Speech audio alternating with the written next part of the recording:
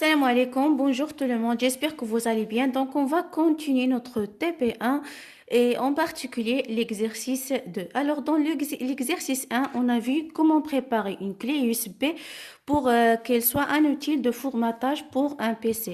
Donc, la première chose à faire, donc on va insérer notre clé USB dans notre PC. Ensuite, on va aller au menu de booting. Donc, cela dépend de la nature de PC ou bien de la marque de votre PC. Chaque ordinateur a sa manière d'accès au menu de booting. Donc, pour mon cas, dans mon HP, on va utiliser la touche échappe pour accéder à ce menu. Donc, il s'affiche ici au-dessus. Au-dessous. Donc, ici, on va faire boot menu, d'accord? Et après, donc ici, on va choisir la clé comme l'emplacement duquel on va partir. On va booter notre système. On va commencer de voir ou bien commencer de travailler avec notre système. Donc, on va faire entrer. Et après, un écran s'affiche. Donc ici, j'ai mis dans la clé USB le système d'exploitation Ubuntu 14 ou bien 18.04. Donc ici, vous pouvez choisir, vous avez plusieurs options. La première, c'est de ici try Ubuntu without installing. C'est-à-dire que vous allez juste essayer de voir comment Ubuntu ça se passe sans l'installer. Donc, le deuxième choix, c'est de installer Ubuntu. Donc, c'est ce que je vais faire. Donc, je vais installer Ubuntu. Je vais faire OK.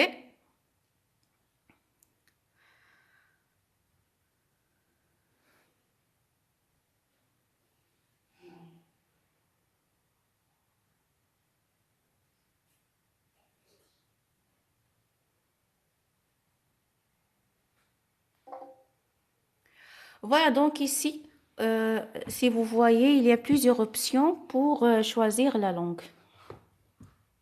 Donc voilà, moi je vais choisir l'anglais comme la langue avec laquelle je veux travailler sur mon PC. Donc je vais faire continuer. Après ici, il y a la langue du clavier. Donc par contre, dans le clavier, je vais choisir donc le français, c'est-à-dire clavier AZERTY.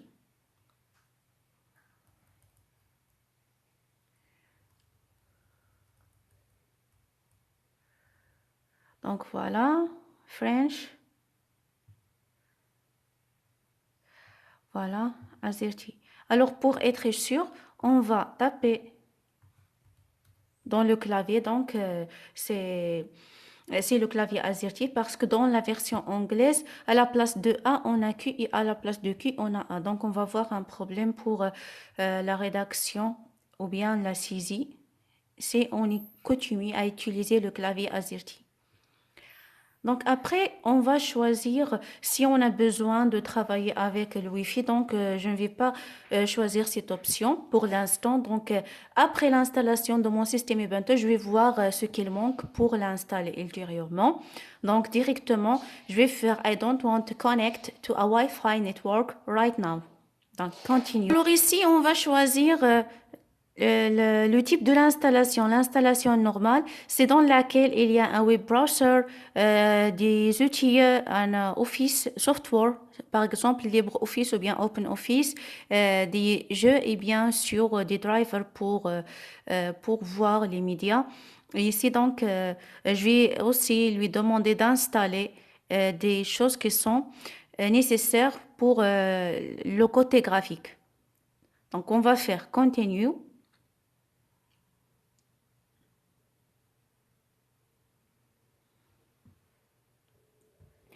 Alors là, c'est l'étape la plus importante ou bien la plus dangereuse pour votre PC. Pourquoi? Parce que si vous avez ultérieurement installé Windows ou bien un système de Mac ou bien autre chose, donc si vous choisissez Erase Disk and Install Ubuntu, donc ça va écraser tout ce qu'il y a dans votre disque dur et installer Ubuntu. Donc vous allez perdre votre système d'exploitation et les données qui existent déjà dans votre PC. Alors, ce que nous allons faire, c'est de choisir something else. C'est-à-dire sinon qui va créer d'autres partitions qui vont choisir dans quelle partition on va installer Ubuntu. Voilà, continue. Donc, qu'est-ce qu'on va faire? Donc, on a ici plusieurs partitions. Cette partition-là, c'est donc on a ici 5000 mégabits, c'est-à-dire à peu près c'est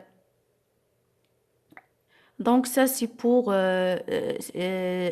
donc ça c'est la clé je pense. Alors ça c'est une partition swap donc free space donc on va travailler ici. Alors free space donc à peu près nous avons 490 gigas, d'accord? Alors qu'est-ce qu'on va faire avec? On va premièrement créer une partition dans laquelle on va mettre nos données pour y accéder, pour qu'il soit indépendant du système d'exploitation. Et on va aussi créer une partition dans laquelle on va installer notre système d'exploitation. Et s'il nous reste dans un autre espace, on va créer une partition swap. Alors, on a parlé pendant notre cours de la partition swap. C'est la partition qu'on utilise quand la RAM est pleine. Donc, quand la RAM est pleine, la mémoire principale est pleine. Donc, on va utiliser cette partition comme une mémoire principale, une mémoire qu'on additionne, d'accord? Ou bien qu'on ajoute, une mémoire qu'on ajoute. C'est le qu'on a principal. Donc, ici, je vais créer une partition. Donc, je vais faire plus. Voilà, donc je vais consacrer par exemple 100 gigas pour les documents. Donc, je vais faire 100 000.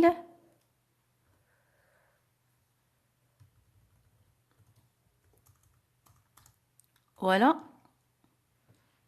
Pour le système ou bien le système de fichiers avec lequel je vais formater cette partition, je vais choisir FAT32 parce que ce système-là, il est connu par Windows et aussi il est connu par Ubuntu.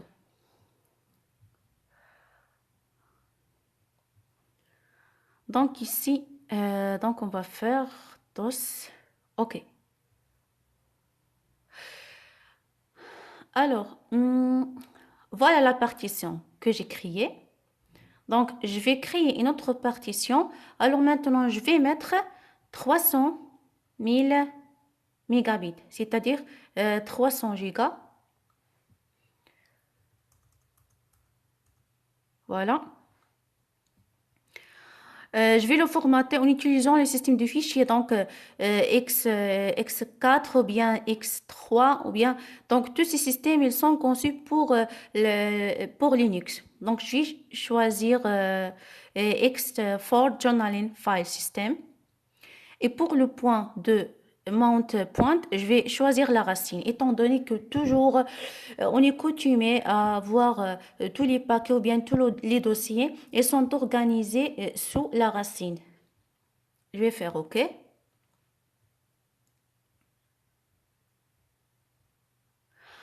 Donc la partie qui reste, ça va être une partition swap.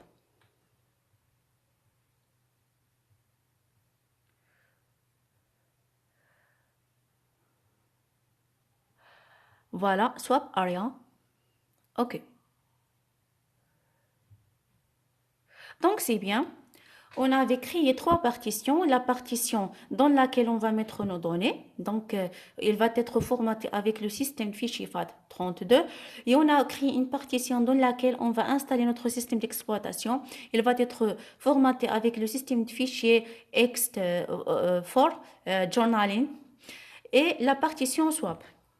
Donc, maintenant, on va installer notre système ici. C'est pour cela, on va cliquer sur celle-ci. On va la sélectionner. Donc, et après, on va faire Install Now.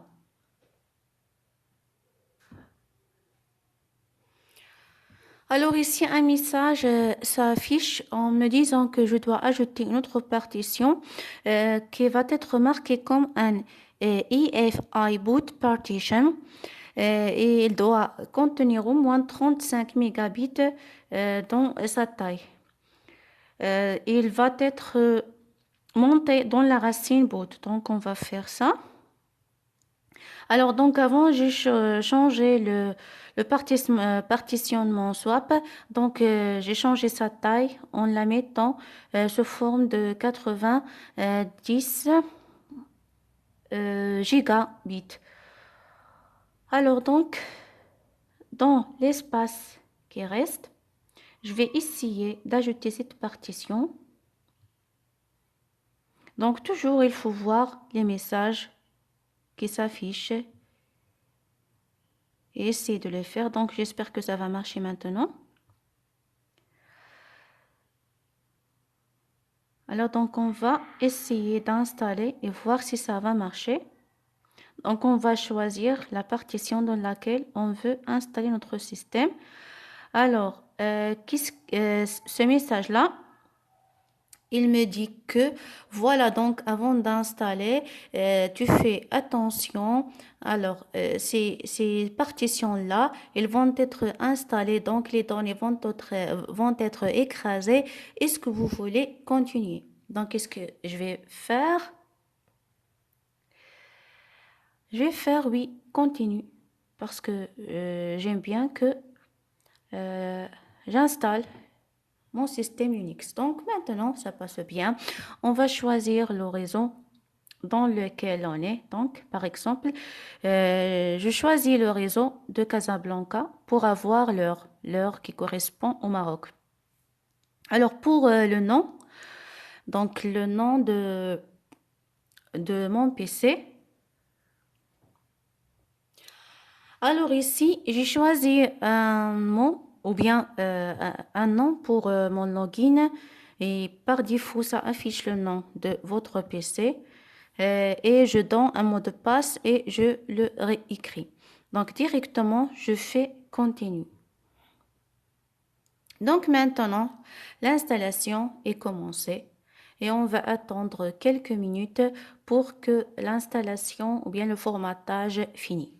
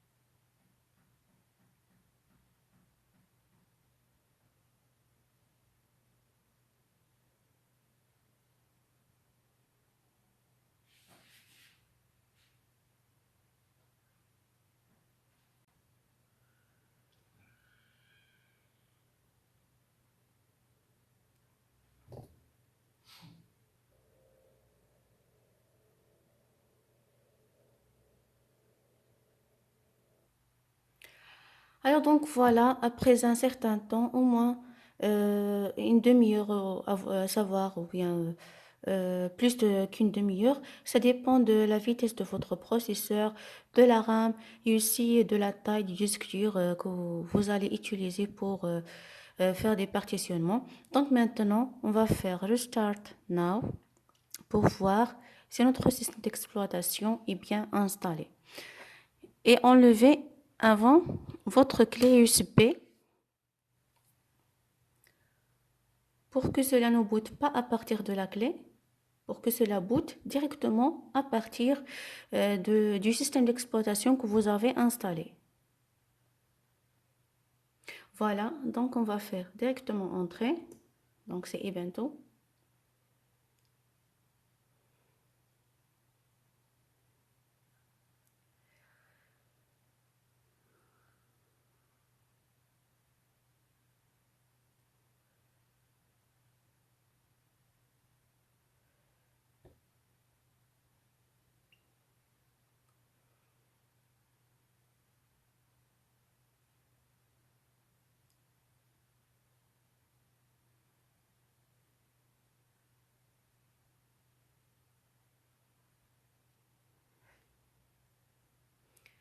Voilà, donc ici, il vous affiche votre username. Vous allez faire entrer pour saisir votre mot de passe et on va appuyer sur la touche entrée.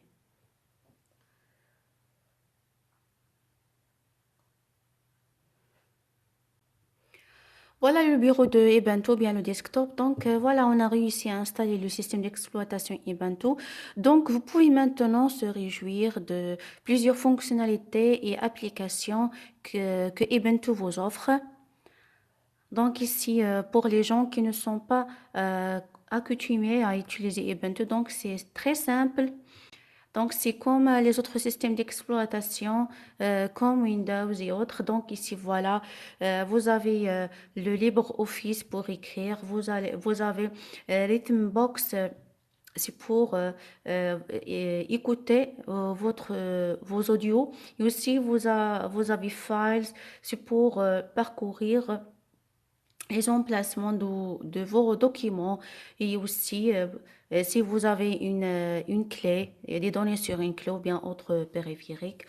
Alors donc, j'espère que vous avez bien compris comment installer Ubuntu et aussi j'espère que vous allez essayer vous-même d'installer ce système sur votre PC. Donc, juste ici comme remarque, dans ce PC, donc il ne contient pas un système d'exploitation avant. Donc, c'est pour cela, l'installation du nouveau système d'exploitation d'Ubuntu, il est très simple pour les gens qui ont déjà Windows sur leur ordinateur ou bien un Mac OS.